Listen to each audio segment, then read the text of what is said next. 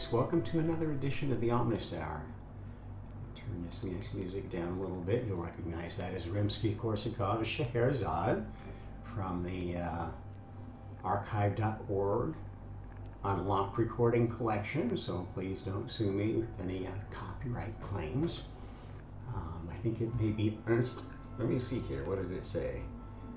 Orchestre de la Suisse, de la Société de Conservatoire, Ernst Ansermet. So, a French organization. Thank you for allowing that music to be in the public domain and not hassling YouTube creators when they use it as background for their content. Okay, today we're going to be doing one that I've been kind of having on the back burner for a long time. A subject that is near and dear to the hearts of many who are on a spiritual journey, or a historical journey, or a technological journey. Kind of ties together a lot of the different paths that are forming up in terms of people's passion, what they want to pursue, where they see their future.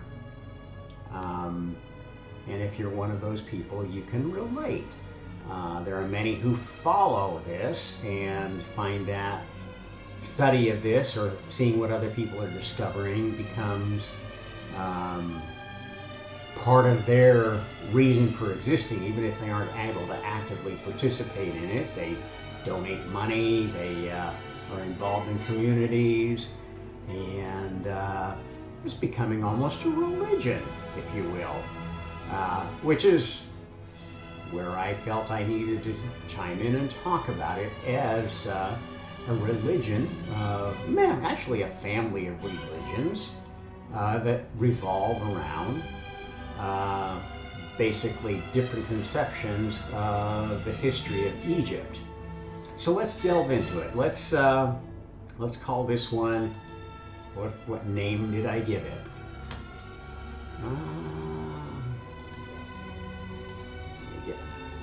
I'm going to call this episode of Gold Mines, Stargates, Therianthropes, Pyramids, and Cult Marxists, the True History of Egypt. And you may throw darts at me and say, well, how do you know that, Rob? You don't know what's true. I know what's true. I'm sorry, I'm going to share what I have pieced together based upon my personal experience and my knowledge of science and my knowledge of history. And if I don't get anything, if I don't get something completely right, I'm more than happy to hear what I'm wrong about and change my view of anything you can convince me I was wrong about. I've changed my viewpoint a number of times on a lot of things since I was born. In fact, I'm one of the few people that I know that actually has changed their viewpoints on a lot of things. Most people are stuck in a very narrow mindset and will attack anybody who challenges their hallowed dogma, whatever it is. And if you're eyes wide open at all, you know that dogma isn't just religion. In fact, there's dogma in every blindered set of beliefs.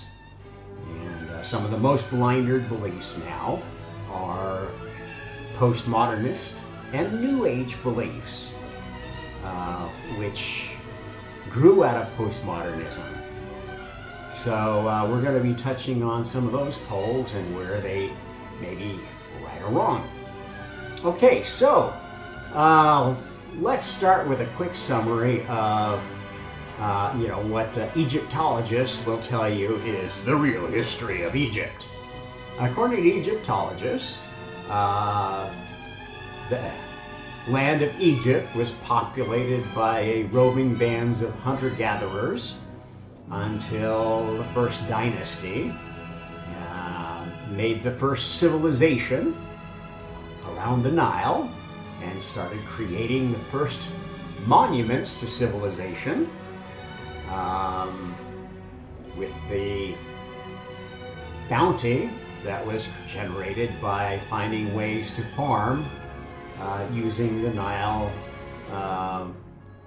patterns of flooding as a way to grow a lot of crops and allow for having a larger fraction of the population doing stuff like hauling huge rocks, pyramids. Okay, well, I can tell you that that story is absolute bunk. In fact, researchers in other areas than Egyptology, which is like a very, very focused version of archaeology, and even mainstream archaeology, which is less focused but still quite dogmatic and ignorant of other arts and sciences in their presumptions about what's going on. Interestingly enough, we have kind of two themes of truth in archaeology going right now, and they're both equally out to lunch, if you will.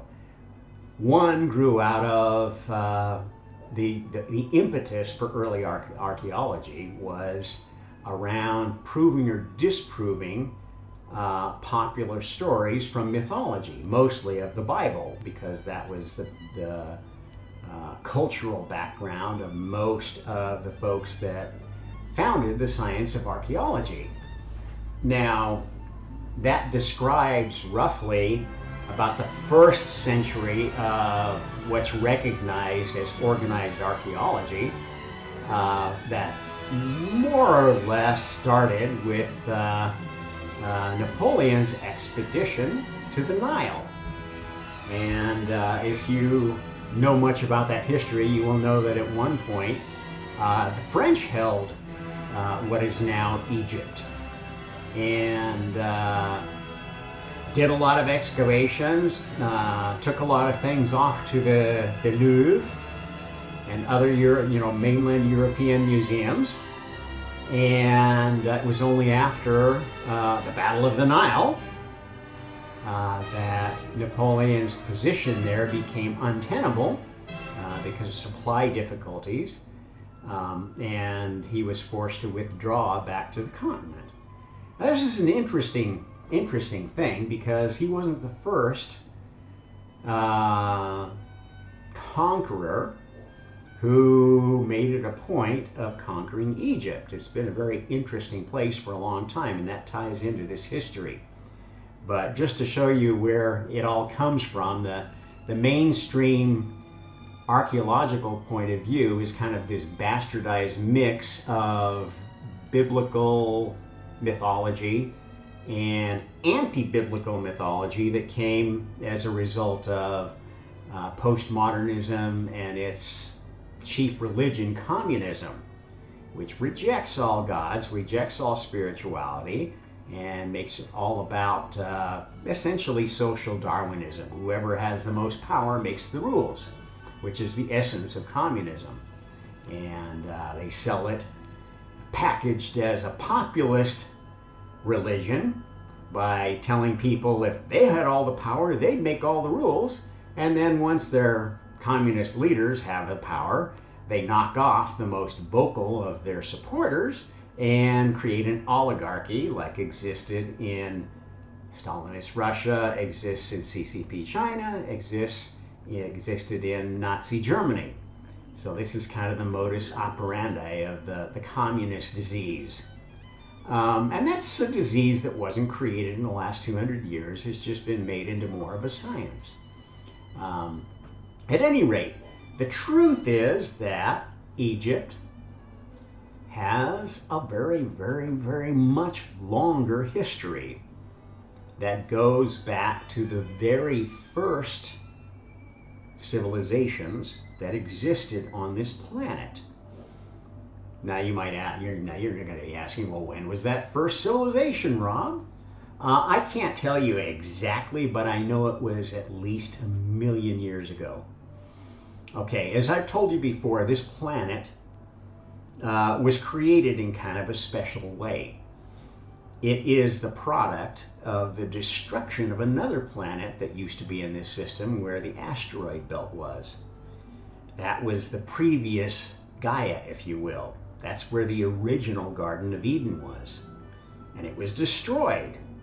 It was destroyed by the adversary, because God has always had an adversary.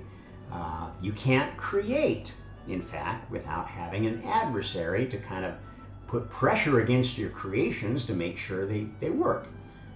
If you've ever made a sandcastle, for instance, on a sunny day by the beach, you have seen how, I can make anything so elaborate, and it's a beautiful sandcastle, except that when the tide comes in, your sandcastle evaporates because you hadn't counted on the adversarial effect of the sea. Well, okay, you could make that sandcastle out in the middle of a desert, which is essentially what Egypt is, but then you've got to deal with the flooding of the Nile, or the flooding that happens when the planet gets struck in certain ways by cosmic objects or plasmas, asteroids, meteorites, etc., etc. Solar flares, really serious solar flares, can all cause the same sort of effect. And this planet has seen many of them. The most famous of which was the one that destroyed the dinosaurs about, what was that, 60 to 70 million years ago. Even bigger extinction event in the Permian age that was, I forget how many millions of years before that. But basically, our planet's formation is a story of destruction and rebuilding. This has led many to think that's the only factor in creation, and if there is anything like a soul, we probably want to try to get out of playing that game anymore. That's the dark side of Buddhism and Hinduism. But anyway, the history of civilization on this planet goes back long before humanity. Now, you have to qualify that, because when I say humanity, I'm talking about the genome of Homo sapiens. Our DNA, if you will. Our DNA was created from snippets of previous DNA. And there are pieces of our DNA that you can trace back to an origin among pretty much a series of species of more or less conscious activity, and even separations of conscious activity into individual consciousness or a higher combined consciousness, a hive mind.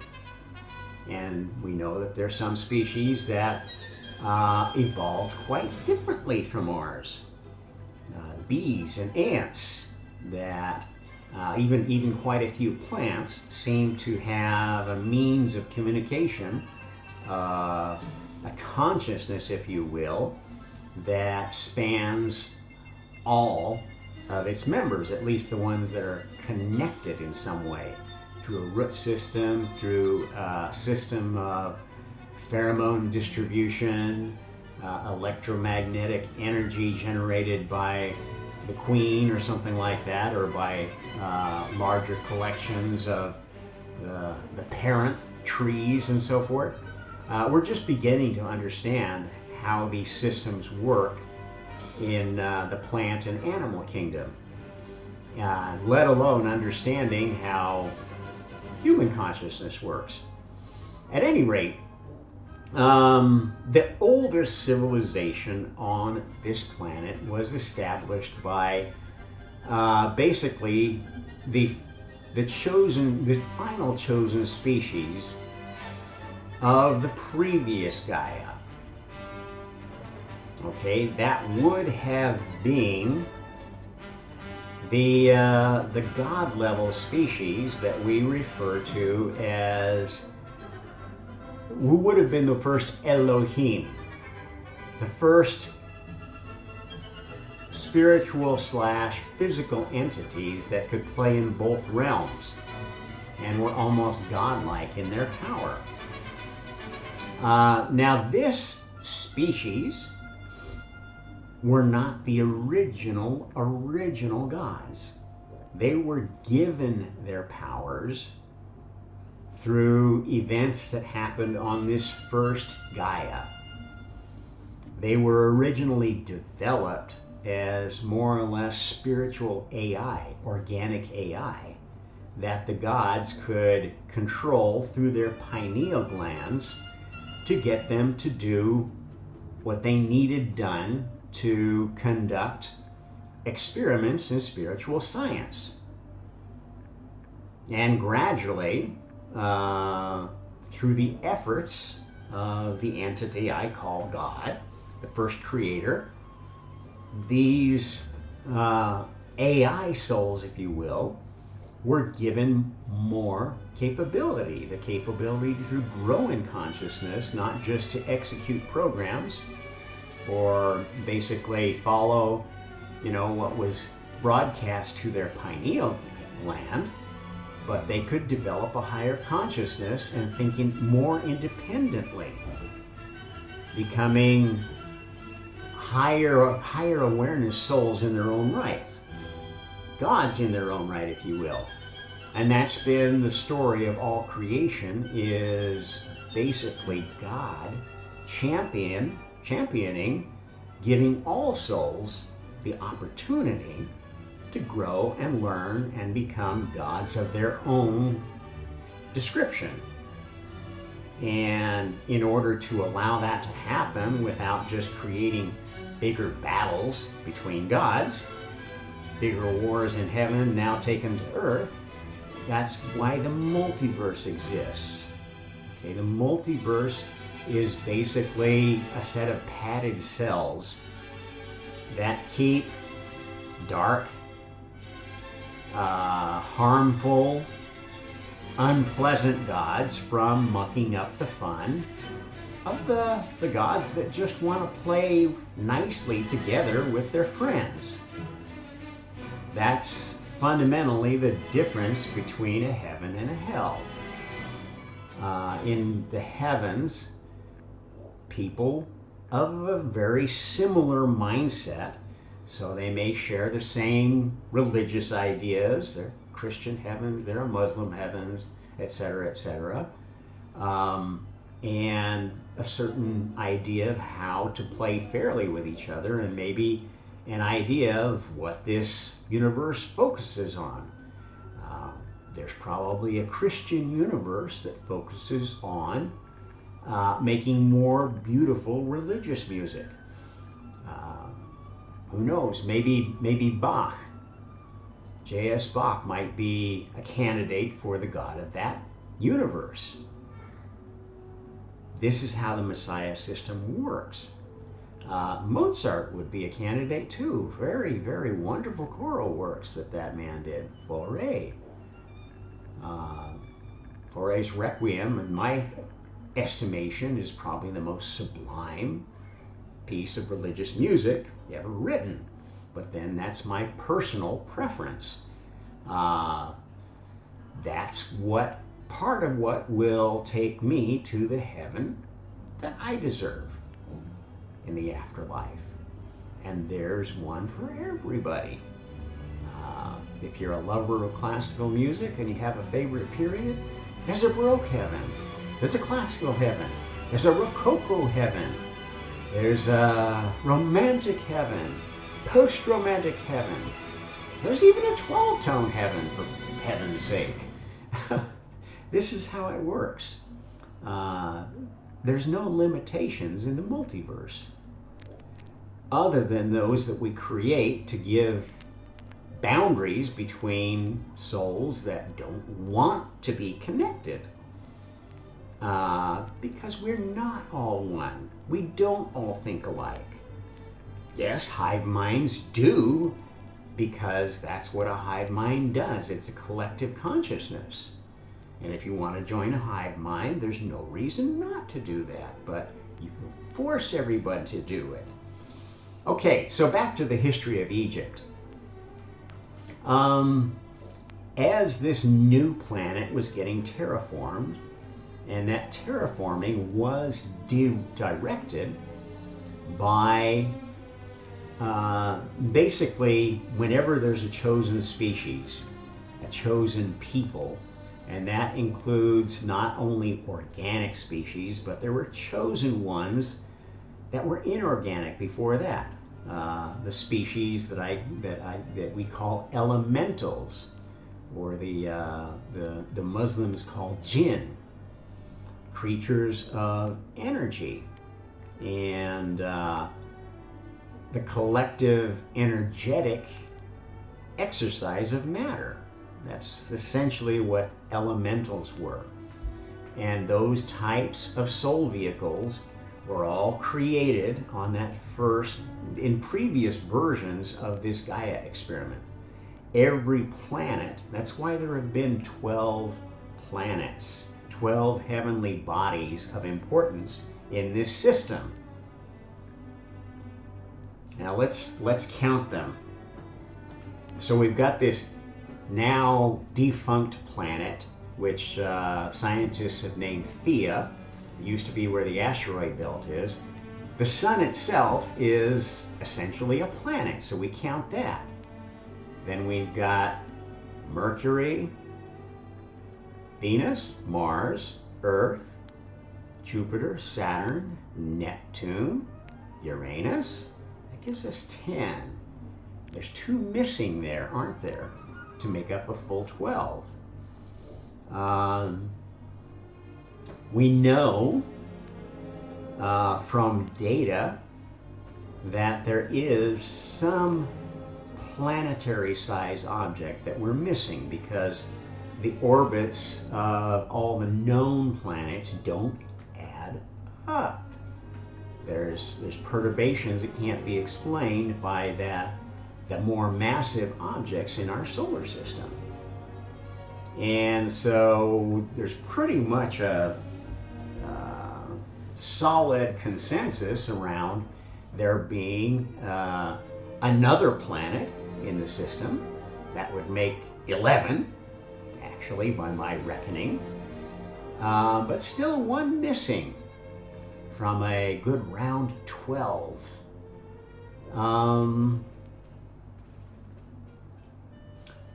be a revelation there, especially given that folks are talking about a new Earth. At any rate, I'm not going to go down that rabbit hole today. I'm going to entice you with it.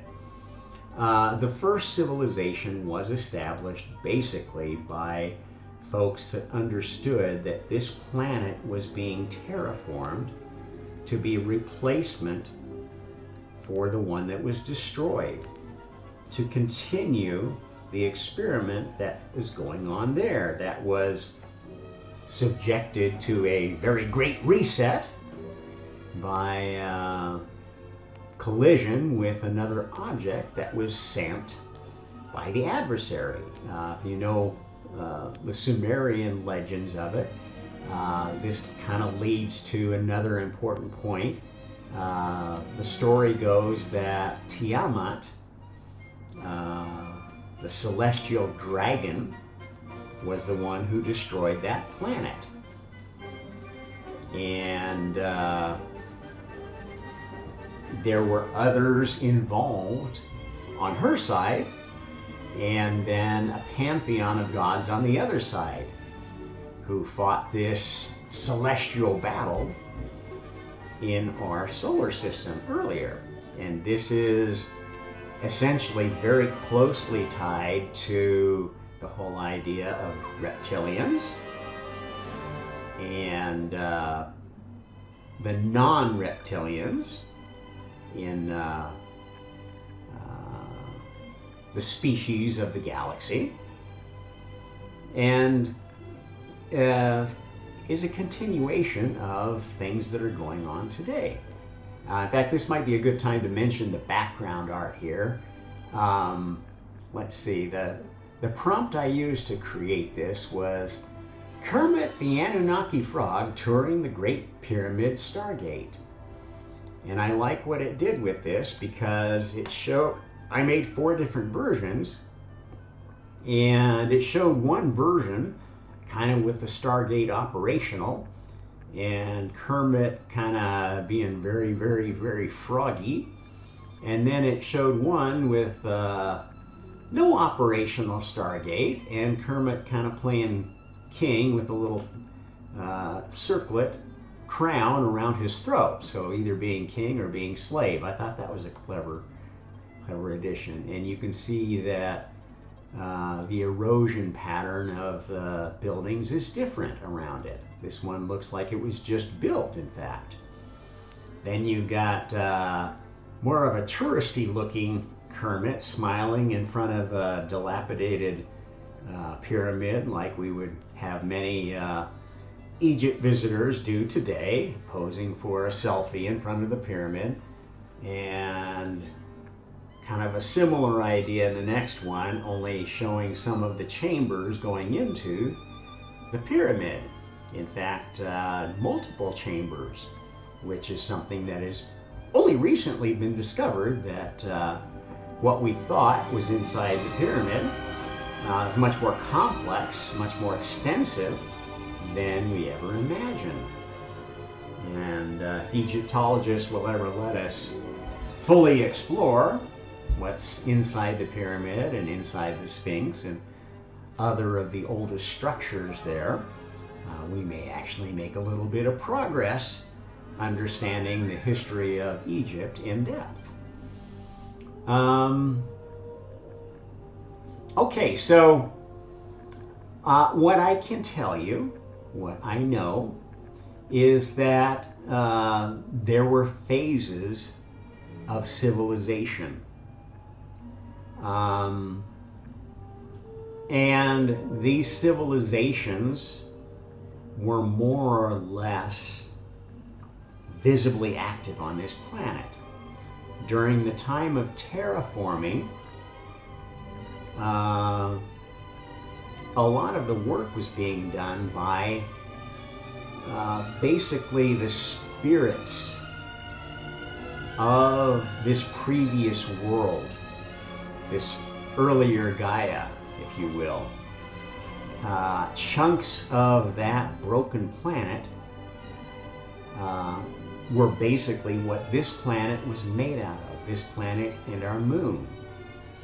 And some of those chunks got compressed into and sorted into, you know, basically what we observe as the structure of the Earth and the moon, and other pieces of it sort of remained separate, either because it didn't get consolidated immediately and landed later in as a meteor or asteroid, or because for whatever reason it kept isolated.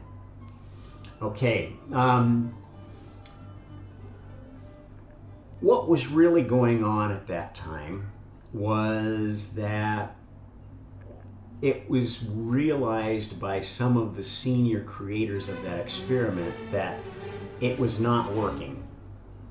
Every time God would try to share power with these other souls, these NPC souls, who kind of were created to do all the work, starting with, you know, star billiard balls that gods were throwing at each other like snowballs in a schoolyard. As these vehicles got more sophisticated,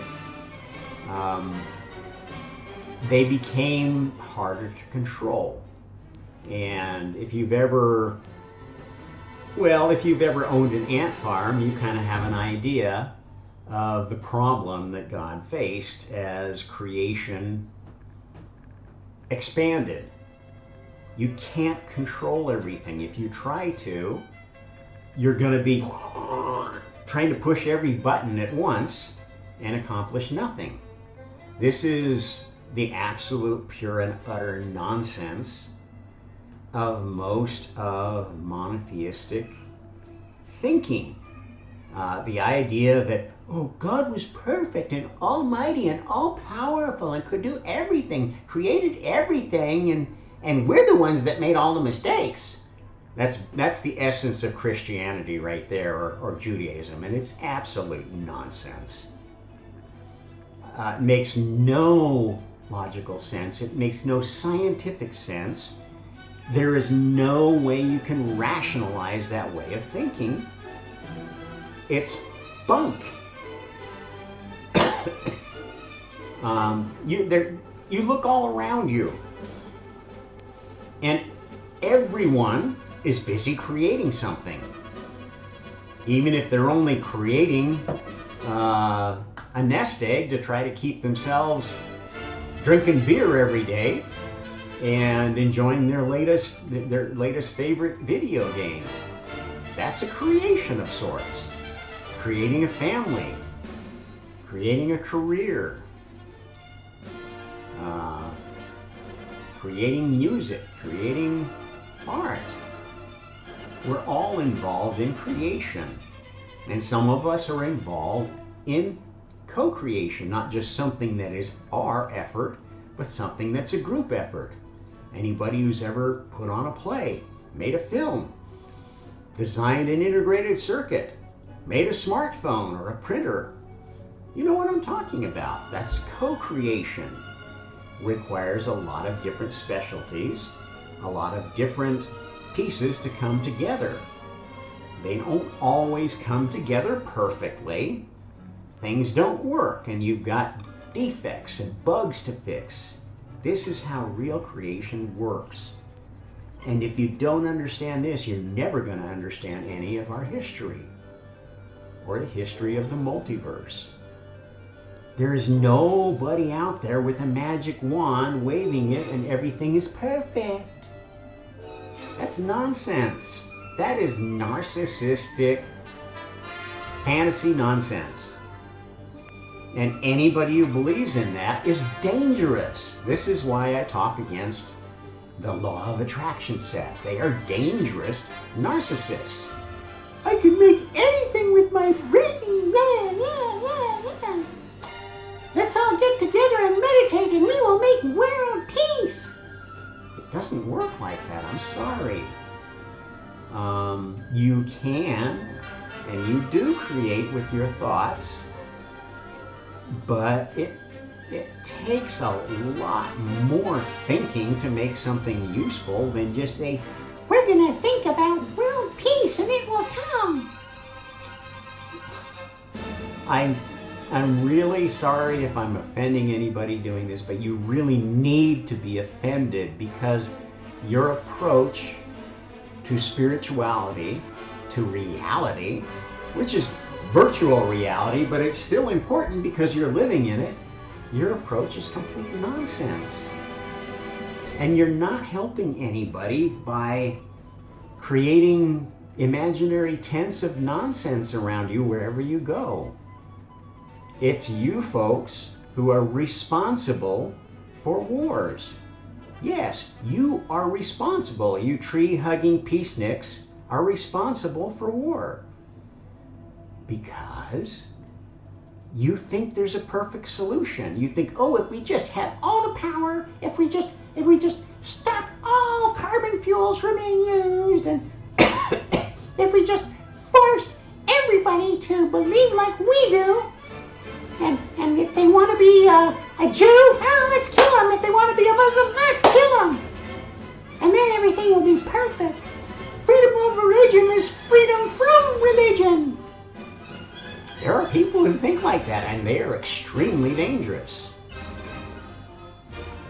And there have been people who thought like that in these ancient times too. That's where some of the other civilizations came from. So here's how it all laid out. Why pyramids? What's magical about a pyramid? You hear people talking about pyramid power. Okay, well, let's talk about the structure of a pyramid. It has 4 sides on the bottom and a midpoint on the top. And if you happen to take 8 of these pyramids and put them all around that center at the top, if they're perfect pyramids, you would generate a square. If you took a bunch of these squares and laid them out next to each other, you would create a very, very solid pattern. Now, what would be the implication of that pattern if each point in each pyramid, and thus each point in each cube, was a soul? Okay? You would have essentially a family of pyramid systems embedded within a very, very rigid structure of cubes. Now that may seem like perfection to many people, and that's how the framework of the multiverse used to be set up. And that's how many souls still want it to be. They like their pyramids. They like to have their God at the top of their pyramid. And then, if you want to get close to God, you've got to get close to one of these, let's see, how many would there be? There's 4 on the bottom, and if it was a full cube, there would be 4 on the top. So they want to be in this pattern of 9. Well, that sounds a little bit like Teslaism, doesn't it? Where the middle is, I'm at the center of the other 8. I have the ring of power that I can wield on all the souls around me within an influence distance governed by the pyramid power. And if you've ever encountered somebody who is motivated in life by power, you will, if you talk to them, get a sense that they are one of the pyramid worshippers who thinks the pyramid represents the pinnacle of technological and spiritual achievement. Okay, well, I'm telling you, it is not. And one of the biggest changes that had to be made to the plan of creation that we're still working on perfecting, that's one of the things that has made day 7 of creation so difficult, is changing this pyramid structure of the framework of the multiverse into one based upon tetrahedrons. Let's see if we can go over here and pull up. Sorry, you're getting to see my bed behind me, but I'm going to see if I can pull up a graphic to go with this. I think I had one at one time.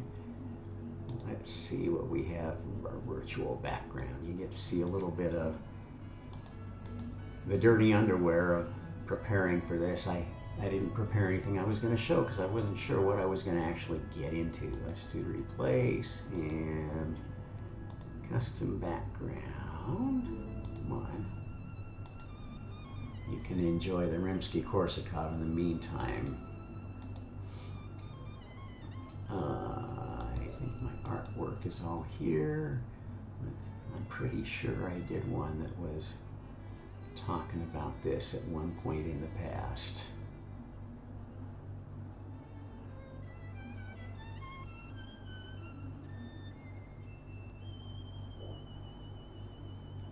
with me.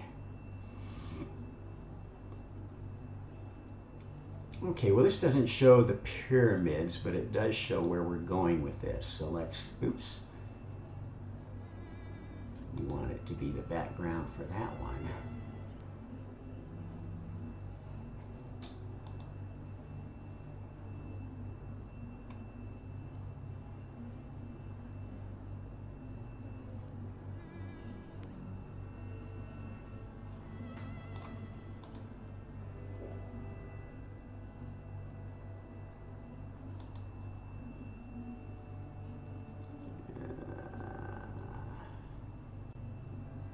Maybe it could be that one for this one. I think we just need to change the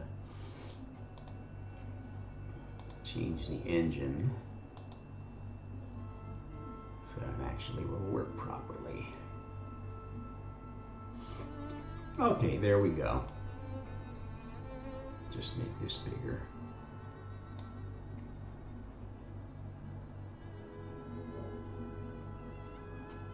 Okay, so the replacement for this very rigid pyramidal power is based upon tetrahedrons. Okay, this is a different kind of pyramid. The kind of pyramid we were talking about here is a four-sided pyramid with a vertex that is essentially where would be the center point of 8 pyramids put together into a cube. This new structure is a looser structure. It's based upon tetrahedrons. If you consider this tetrahedron is actually has only 4 sides, and each side is identical. Okay. Rather than in the pyramid, you can see it's got 5 sides, but the base is much bigger in area than any of the other sides. So it's really stable if you want to build something on a flat surface. But again, unless you're a flat earther, building on flat surfaces has its limitations because surfaces don't always stay flat. And in fact, planets are not flat. They're round, spherical. That's the natural shape of a planet. The natural shape of a galaxy, once it settles out, is as some sort of a spiral with a central core and some arms, depending on how it was formed. Okay, so what does this do for us? As I discussed, the difference spiritually is that in the pyramid era of things, souls were very one-dimensional. Okay? There was a soul, God if you will, that generated the next bunch of souls. The highest gods of the pantheon going downward, and another one and another one. And you could generate gods in other directions if you wanted to expand this cubic structure, but it was very limited. And at the center of everything, you had this first soul, this all-powerful, almighty soul that had to be the one that made the decisions for all the souls around it. You can think that would be, maybe you could delegate some power to these other souls, but if you ever wanted to fix something, say if you're at the top of the pyramid and, several layers down in the pyramid, there's some souls causing a problem. Well, you could kick the next guy down the pyramid to take care of it. And if they didn't take care of it, then go down to the next level. Eventually, God has to climb down to the lowest level and kick some ass. And in the meantime, somebody else probably has climbed up to his position and taken it. And, that's the dark side of power-based structures. That's why power is not the ultimate thing. Many people will spend their whole life trying to get power.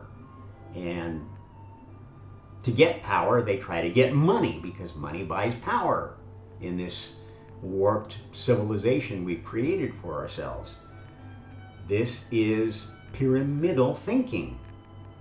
Pyramidal thinking essentially is what separates the two main species at work in this game from each other.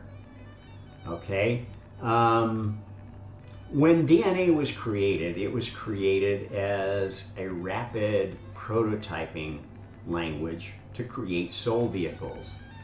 It was created in an era where these soul vehicles were essentially operating at a beast level of consciousness as programmed automatons, basically being directed by signals to their pineal gland and able to do some rudimentary processing with their, co-processing with their brain, so that you could say, oh, go gather stones to build a monument.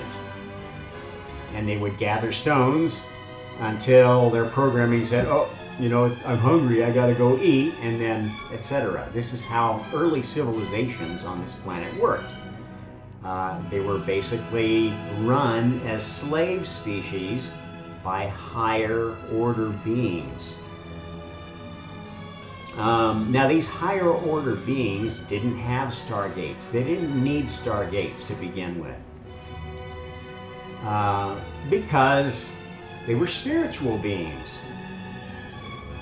Okay? They would basically communicate by means of spiritual technology, which works between universes. And as the gods of spiritual universes, they were able to communicate pretty much wherever they wanted to in the physical realms, if they had the power. And again, that was a function of where you sat in the pyramid. Okay, so basically the early civilizations of this new planet worked upon the spiritual power, which was basically coming from this. I think this is a good point to talk about Michael Tellinger's work. If you're familiar with Michael Tellinger, he's done a lot of work on the archaeology, the history of South Africa, where he's from. And he's noticed that there are just thousands upon thousands upon thousands of these strange formations in South Africa that archaeologists blew off as saying, oh, well, these are just cattle pens, except they have no entrances. And in fact, if you dig around in there, you will find that many of the big stones in and around those structures appear to be fossilized bones. Now, I'm not going to say whether Mr. Tellinger is right or wrong, but again, as an omnist, I consider people's experience, what their conclusions are, and I don't just automatically throw them out with my critical thinking hat on. I say, okay, what if this were true? How would it change the story? And the way that story fits for me, it fits with some of the interpretations of folks like Zecharia Sitchin of the Sumerian tablets that essentially say that humanity was created originally as a slave species to basically mine gold. Now, thinking about these structures and these strange, gigantic bone pieces, they're all very, very giant bones. If they're petrified bones, as Tellinger posits, they're really big bones. They're bones of giants. giant species, bigger than the mega fauna that were wiped out in the last from the last ice age ending, the Upper Dryas event. So I think that's a possibility, and how I would read these strange mounds, they're not man-made. They are made by some process that basically got the gold to come up on its own from wherever it was buried. Kind of like if you think about it, if you knew how to attract gold specifically using frequencies, you could create enough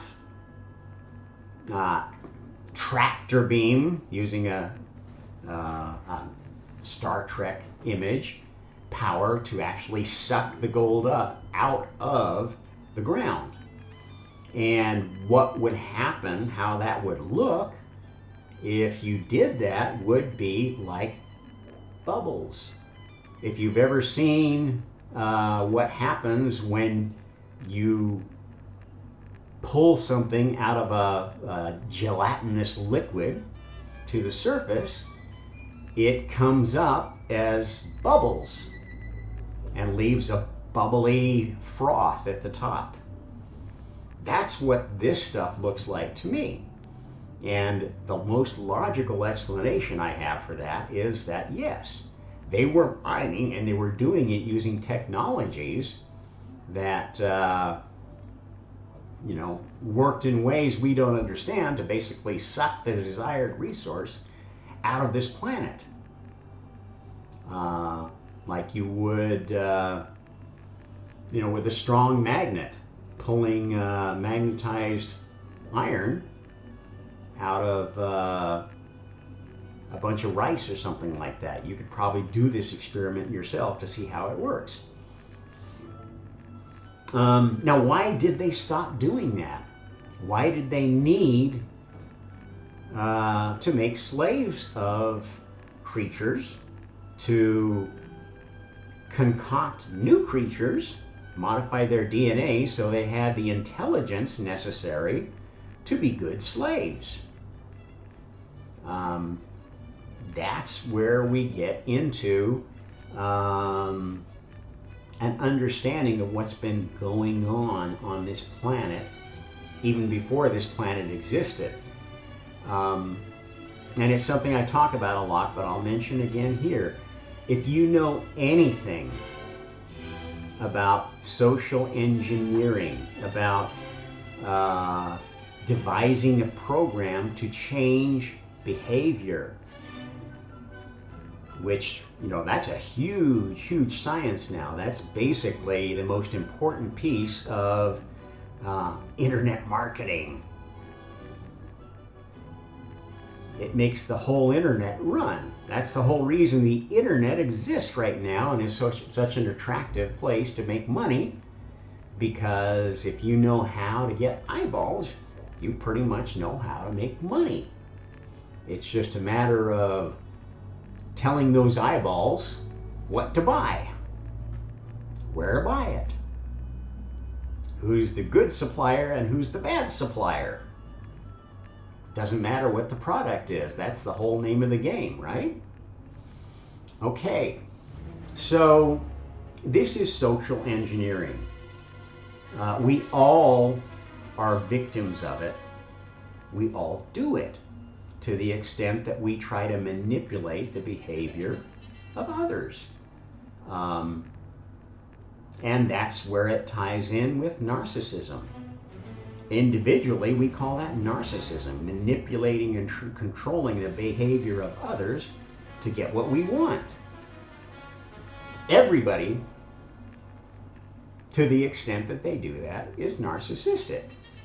It's not necessarily a bad thing, because most of the time, people, in return for pushing and controlling and manipulating others to get what we want, we feel obligated to let them control, manipulate, and push us to get what they want. And we find some fair relationship, balanced relationship where nobody feels like they're being used and abused.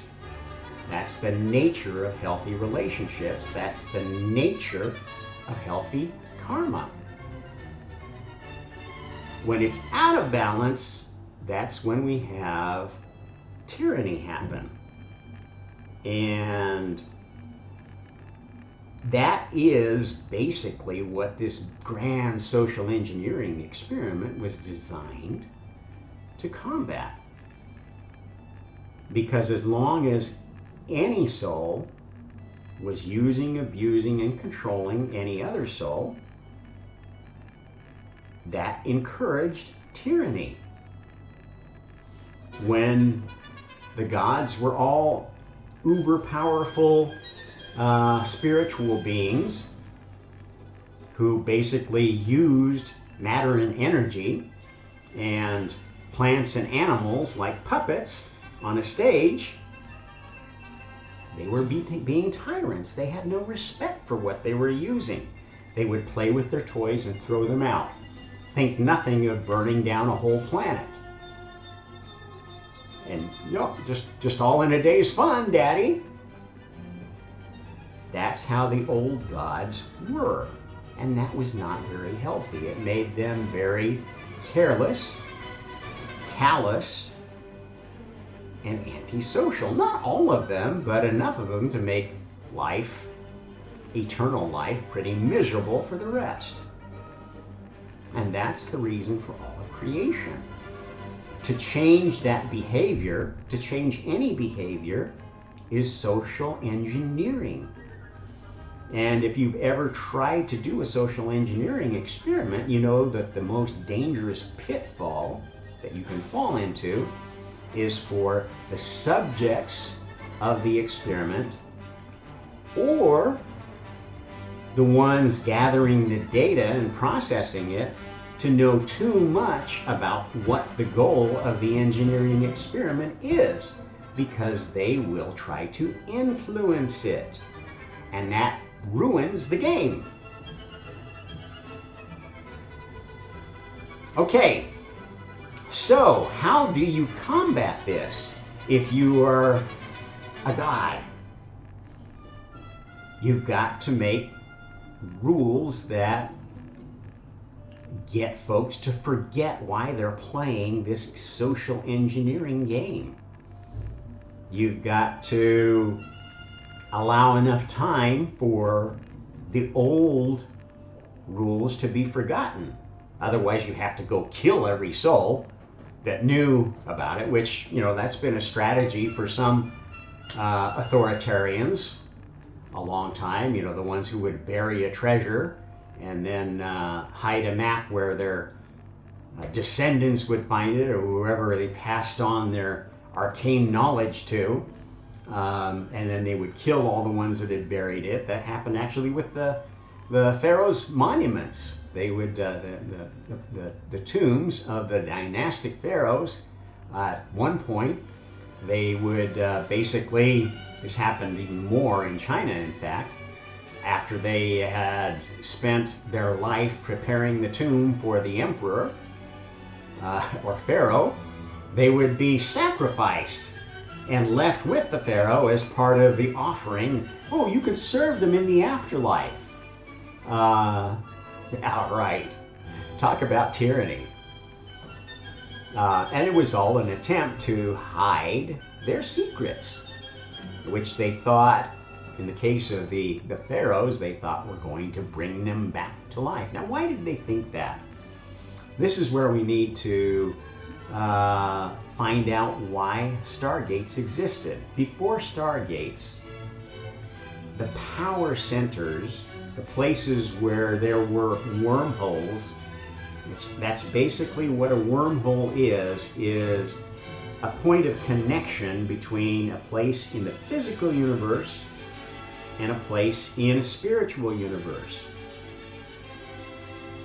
And if you control the spiritual universe and you control the path to the spiritual universe, You control that wormhole. Now, originally in this pyramid structure, those paths were controlled by pyramid connections. Okay, so if you wanted to get to God's universe, you had to be connected to this original point in the pyramid.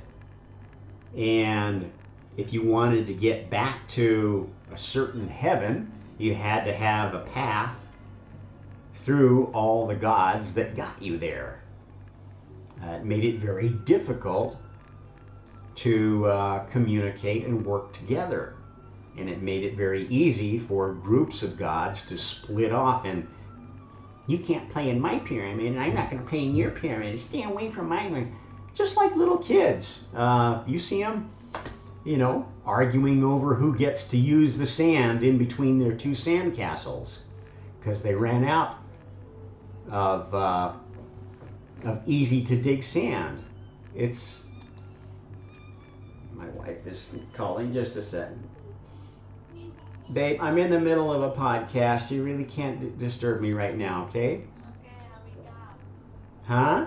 I'm hurrying. I'll be done soon. Bye. Oh, the joys of family life.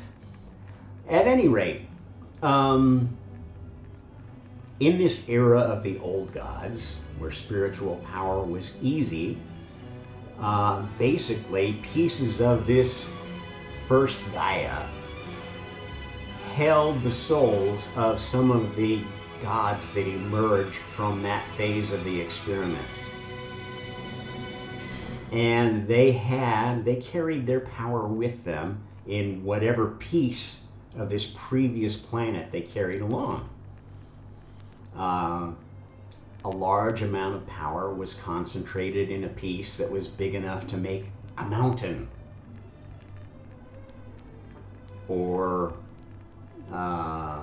could be carried to the top of a mountain, because that would then sort of give it more focus of power, more separate power from other pyramid structures further down in the earth, and allow it to operate more independently. This is why the oldest worship was always centered around high places. The old gods of the Bible were the gods of high places, of mountains and hills, because they were able to exert power in a focused way for those who lived very close to that mountain. Streams, too, were another focus because it was a collection of one kind of element, or oceans were worshipped because it concentrated the power of these elemental gods and goddesses of the earliest time. And that's what these folks were worshiping.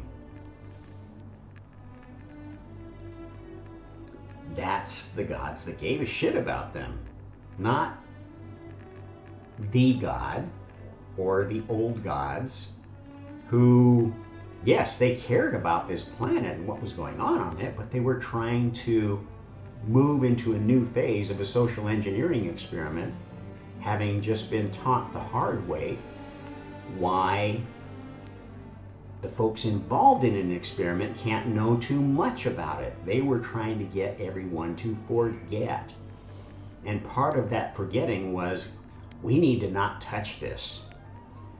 We need to not directly influence the experiment, otherwise we're going to butcher it up because of our differences. That's how the previous Garden of Eden was destroyed. There was a disgruntled member of that previous chosen species, I like to call Lilith, who's been trying to destroy every new chosen species in this experiment, because she is of a tribe of that bunch that think they were perfect. and they're the only ones that deserve to have any power, and that they should imprison all the older gods and they should rule in enlightened perfection forever, with their idea of hive mind control. That's the Lilith is the hive mind champion of this galaxy. No other way to describe this hermaphrodite character. Likes to pretend it's a she, but in fact is a hermaphrodite. Can play either direction, can shapeshift, is the archdemon that the Sumerians recognized it or her for, and used to be in the biblical teachings before she was scrubbed down to just being Adam's first wife, which should give you a little indication of just how bastardized the version of the truth that's captured in the Torah was. There's a wonderful things to discover in the Bible, but there is a lot of what I call cult Marxism. I'll explain that term. Similar to cultural Marxism. In fact, it's extreme cultural Marxism. What cultural Marxism is changing the culture, the history, changing everything to a narrative that sells a new truth that benefits a new elite, which, being the new elite, was an old so-called oppressed, which is the tie that it has to Marxism. This is cult Marxism is the essence of popular revolution.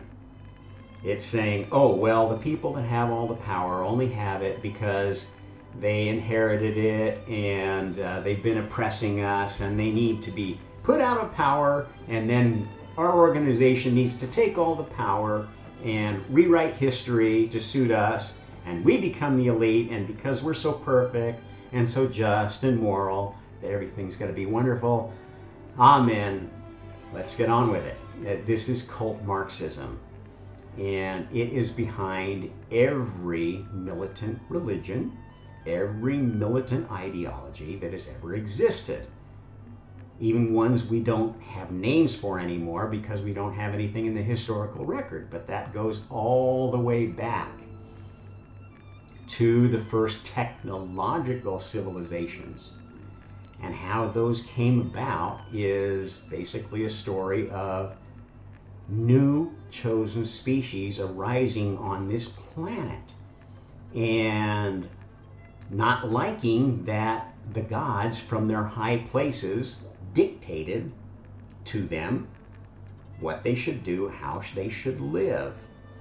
Now, these gods of high places took pretty good care of their people, and as long as there were enough resources to go around, wars were seldom, were infrequent, and as long as the climate stayed pretty constant, things were pretty good. But during that era, if things went bad, if population grew to the point of not having enough resources, or if climate changed to the point of not producing enough resources, etc., these cultures of different gods of high places would come into conflict. And part of the story that remains in the Bible actually does record this era pretty well, because by the time it was codified, these old stories didn't really have any meaning. There was no particular Marxism to attach to them, other than to, okay, I think this bunch represents the tribe of so-and-so, or these are the anointed by God and these are the bad guys, was kind of the amount of cultural Marxism that went into that part of the Bible. But they actually did pretty well record the struggles between these worshippers of the gods of different mountains. There wasn't a lot of sea in the Middle East, except at the coast, and the inland peoples, which were the ones that were in play in the Hebrew mythology, were desert peoples, people of high places, and especially the Hebrew mythology originated in Egypt, even though the codification of the Bible came as a result of the captivity in Babylon. This is why the Bible, the Torah, is a mishmash of Egyptian history and Semitic history, Mesopotamian history, and myth. At any rate, this first civilization based upon the active exigency of elemental gods, these gods of high places, gods of streams, gods of places, was supplanted by a technological duplication of their power using pyramid-based power generation.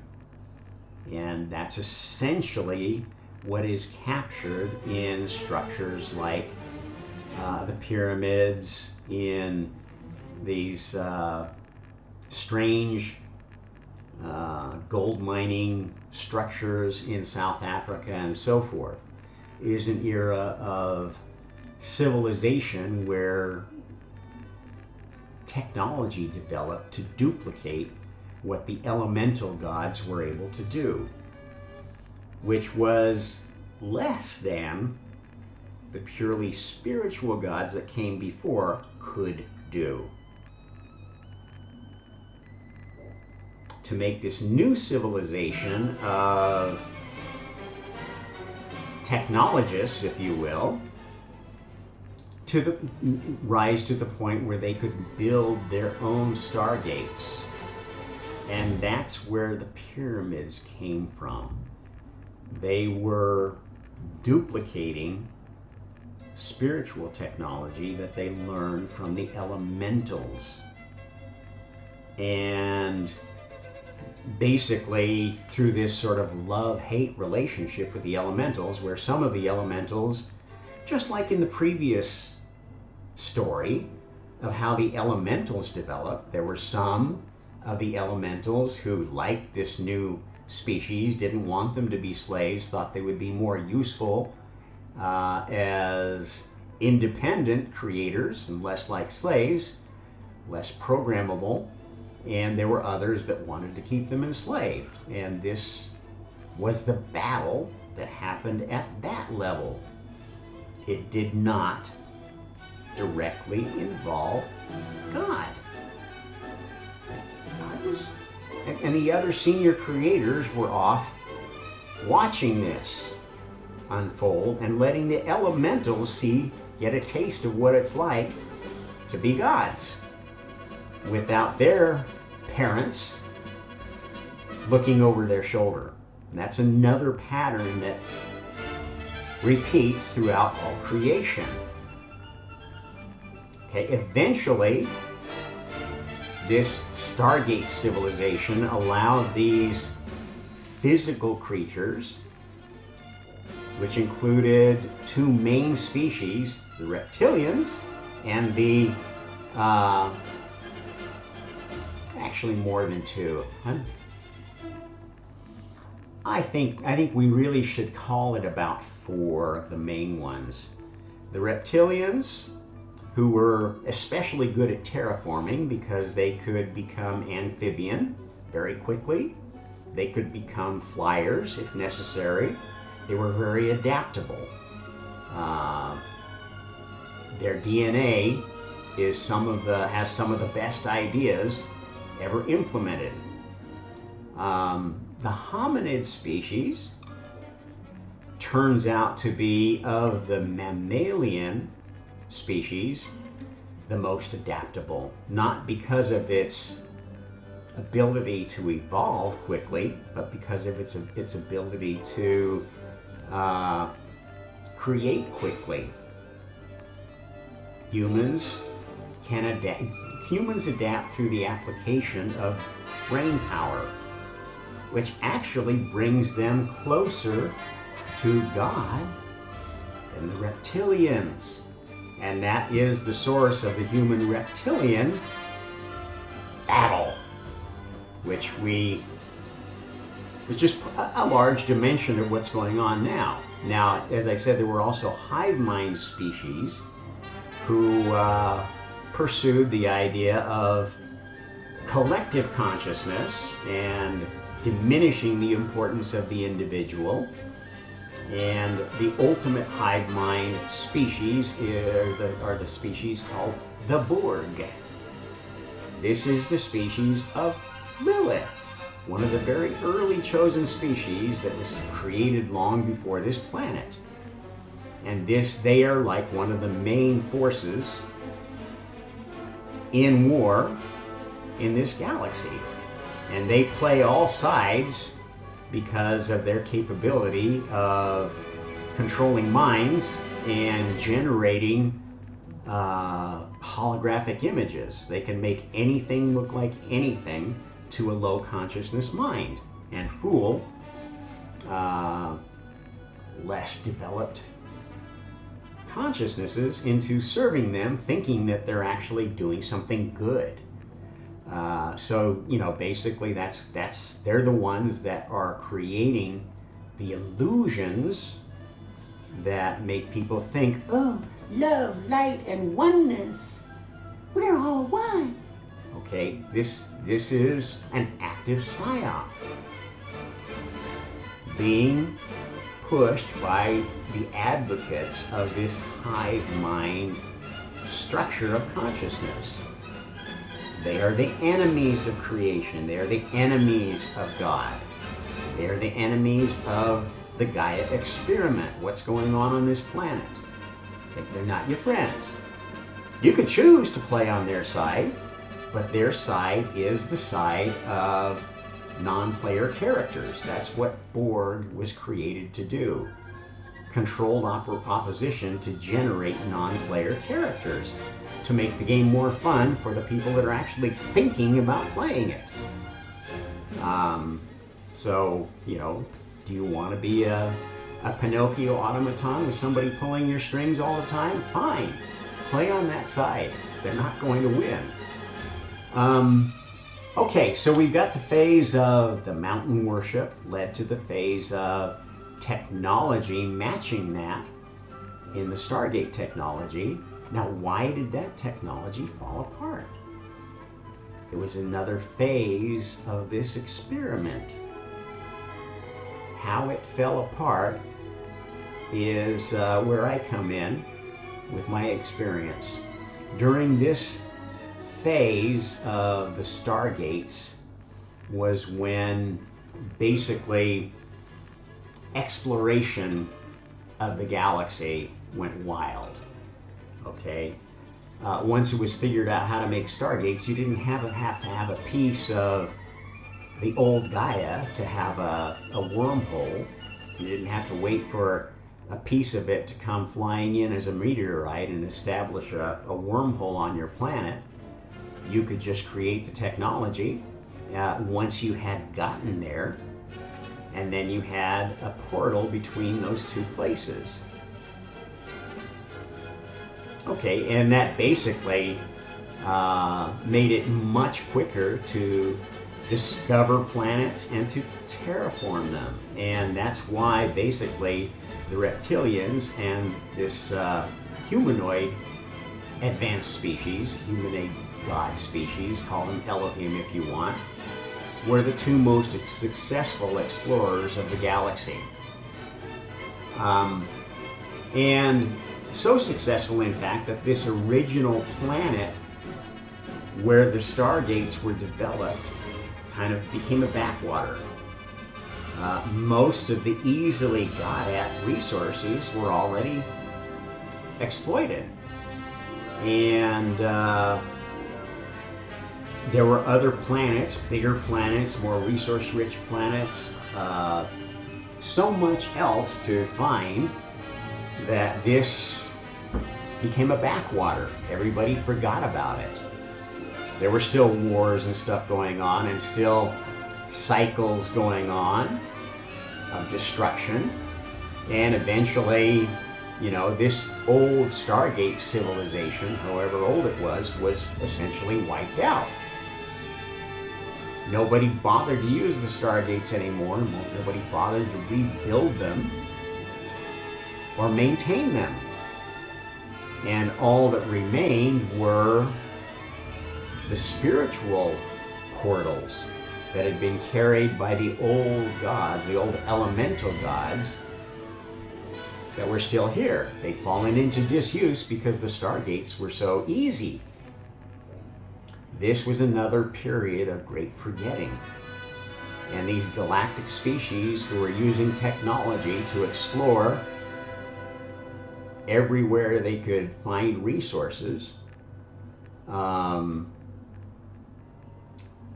about their origins, lost their religion, just like we've seen happen with our species in the last 200 years as our technology kind of took off. It's all part of the plan. These Stargates fell into disrepair. They were cannibalized for parts.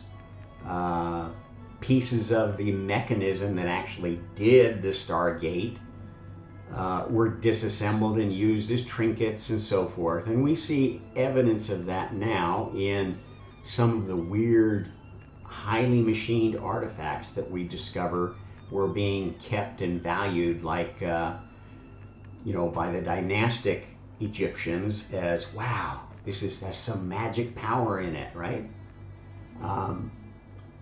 It's a phase that we went through. That's the truth of Egypt. It's a forgetting. It's a forgetting of stuff that maybe isn't going to come back, because this technology, this pyramid power technology, stopped working. That's what made it difficult to get around the stars again. And they've been having to work feverishly to develop technology that still works. Because pyramid power technology, even if it's amplified by electronics or whatever energy matter converter technology you want to think of, it's fundamentally tied to this pyramidal structure of everything. And that structure is being replaced with a macabre structure. The new structure of the multiverse is around 12-dimensional souls. That's what the macabre is. This is what our species had been struggling with, trying to figure out for the last 200 years. What is the nature of the soul? Now, the Eastern system came up with the chakra system, the 7 chakra system.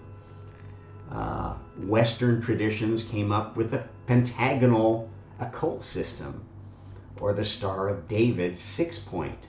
The Star of David actually comes the closest, because if you take 2 of these tetrahedrons and you lay them over each other 90 degrees, or completely out of phase with each other, and flatten it to 2 dimensions, you actually get a Star of David.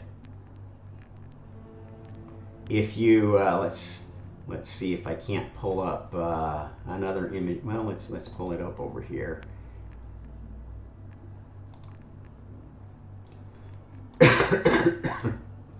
Sorry about this. I'm still getting over the latest fun version of COVID.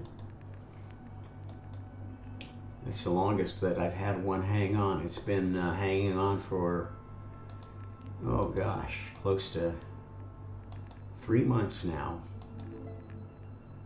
I guess that's what they call long COVID.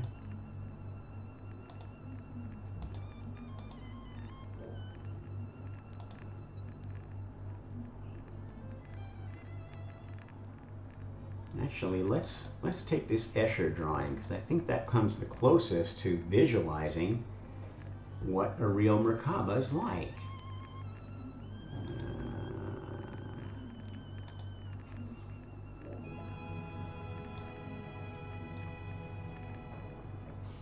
Okay, so basically, if you interlock these things in a pattern. Now, what's interesting about this Escher drawing is it's trying to three-dimensionalize the 2D Merkaba.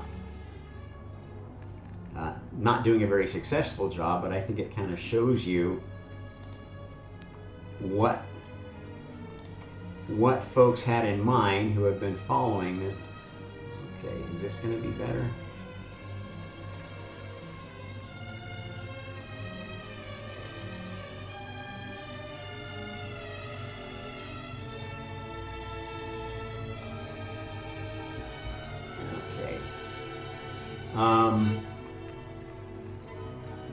This change is coming over, is being implemented from the center of creation, which is now this planet. And this is what folks have been struggling with in trying to describe how power works now. This is why we have the chakra system in the East, the Tantra system of love magic that is centered on the spine. We have the occult system of magic that is centered on the head and the appendages, the arms and the feet of action, the starfish model, and the combination of the two, which is a 12D system of the Merkaba, which is a system you can really only visualize as a combination of these three tetrahedrons: one of physical experience, 4 dimensions in space in the physical universe; one of spiritual experience, 4 dimensions in a spiritual sense, and 4 dimensions in a God sense. Now, what's the difference between the spiritual and the God sense? If you have spiritual experience, you start having spiritual experience in conjunction with one particular spiritual universe. You're only aware, I'm a Christian, I'm aware of the Christian heaven, I'm aware of the Christian concept of hell. Those are the spiritual universes I believe that I have to choose from. And those, because of your beliefs, are where you play in. And as your beliefs grow and change, you might play in another universe that's similar but related to where you've been playing. It's only when you get to the God level of consciousness that you're able to understand that, whoa, actually, if I become conscious enough, I have my own universe I can play in, I can create in, I can make reality in. And this is the truth behind the so-called law of attraction. Yes, if you were a 12th dimensional being, if you had reincarnated and honed your karma enough to get to that level, you would have your own universe to create in. Not this universe. This universe, you're competing against all the other souls around you for reality. Okay? That's why the law of attraction is nuts. It's a delusional. Yes, if you ever get your own universe and you only allow non-player characters in your universe that you can control, hey, knock yourself out. You can make anything you want. And in fact, that's how God does prototyping. God prototypes all these ideas with non-player characters first to see if it reasonably comes out using AI as a basis. And then, if that works, he says, I think this might be a new, best version of my creation. Lucifer, test it for me. That's what the physical universe is for, testing with souls that have their own higher consciousness, not just NPCs. That's why this universe is so difficult to succeed in, because you're competing with every other soul's idea of perfection. And if you think your idea of perfection is the only one that's ever going to work, you know what? You probably belong as an NPC somewhere. You belong in some Christian heaven where they're going to tell you forever and ever, God is perfect, God is, well, we're thanking for our food. Okay, that is true some places in the multiverse. It's not true here. It never will be true. No matter how many crusades you have, no matter if you're a jihading Islamicist, you are never going to convert everyone to Islam. You're never going to convert everyone to Christianity. In trying to do so, you are going to damn your soul. You're going to become a beast by descending to the NPC level. That is a beast. A beast is a programmable AI. They don't think for themselves. They work off programming. And if you allow your religion to become that programmatic, dogmatic, and I'm including you science worshipers, the new religion of scientism is one of the worst that humanity has ever created. It's the kind of religion that this Numby-Gumby Kermit the Anunnaki created and then allowed to fall into disrepair because nobody was around that could repair the fucking Stargates anymore. That's what happened. They stopped working. Nobody knew how to make it again. When they tried to make one again, it didn't work because the shift had already started. Pyramid power was out. It's going to happen. It's already beyond change. If you worship the pyramid, you are living in the past. A past that will never come again. Creation is not cyclical. Pyramid power is not where it's at. It's Merkaba power now. And all the technology that we're developing now is subject to this. Subject to karma. Subject to the testing of karma. It doesn't matter if this planet is destroyed.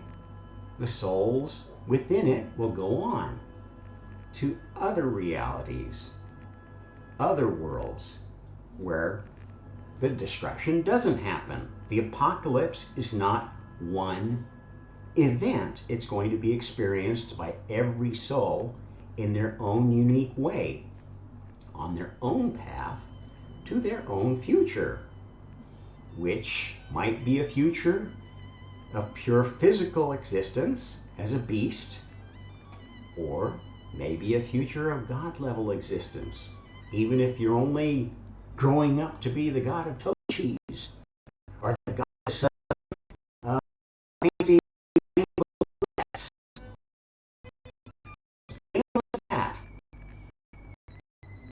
That is a God-level representation.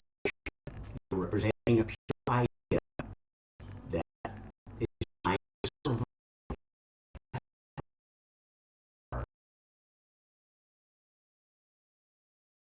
Idea of incarnation. Now we know that's a short-lived idea. You're going to die. Not only die, but you're going to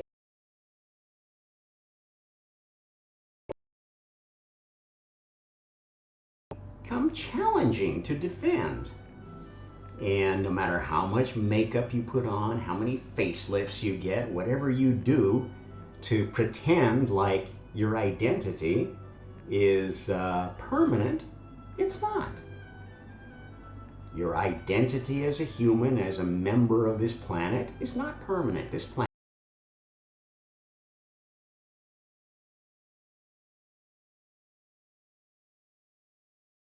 as a result of what happens with our sun. As it ages, it will eventually expand to become a red giant, bigger than the radius at which our planet lives, thus engulfing our planet within our sun. It's going to happen. Absolutely guaranteed.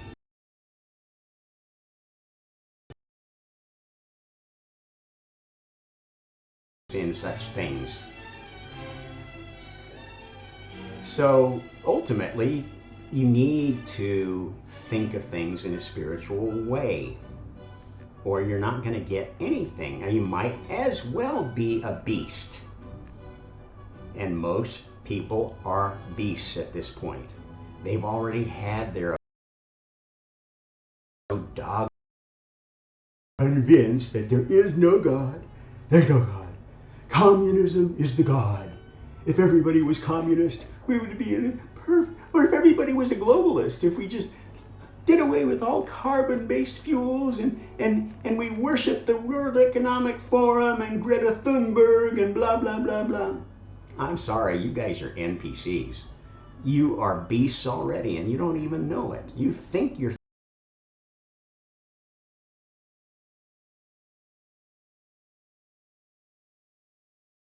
because they coming from the computer creations of Silicon Valley is competition. If you're afraid of that competition, you must be ipso facto an AI. Think about that.